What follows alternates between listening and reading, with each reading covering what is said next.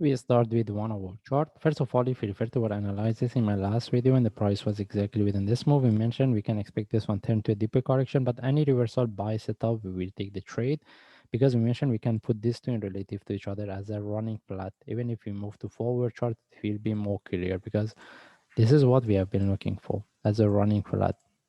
All right. That's why I mentioned any buy within this move, we can take the trade, and this is what we get. All right. Now we want to see what's the next. Okay, in this case we move to lower time frame, and anyway I didn't have any update. There was a few opportunity to look for buy, one of them the breakout of this, and the best things was if anyone get the trade from here. Anyway, whoever get the trade, they should move their sub loss, and the best thing is to book some profit. And in this case we want to see what's the next. We move to daily chart. As we can see, based on daily chart, the price almost at the highest, the top. We don't have anything to discuss. And even if we move to forward chart, we have been looking for this flat. This is what we get. Now we want to see whether this one can turn to a deeper correction in relative to what we have here or not. That means if he wants to look for trade, no, we have to wait for this correction because almost the price at the top. I don't think based on forward chart we can get a really good trade setup to look for buy.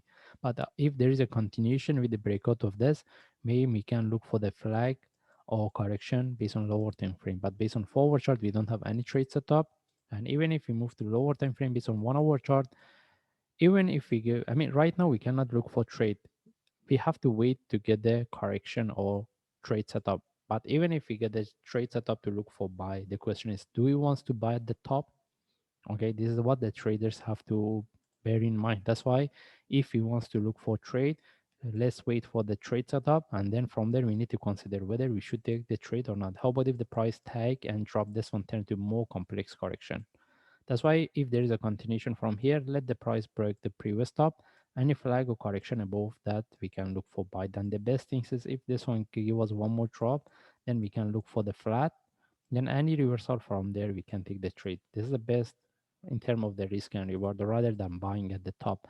Anyway, we don't have any trade setup. The best thing is we wait, we see what we get here. Then from there, we can make a decision. And whoever get the trade either from this correction or here, the best thing is if they want to keep the trade, move their stop loss or book some profit.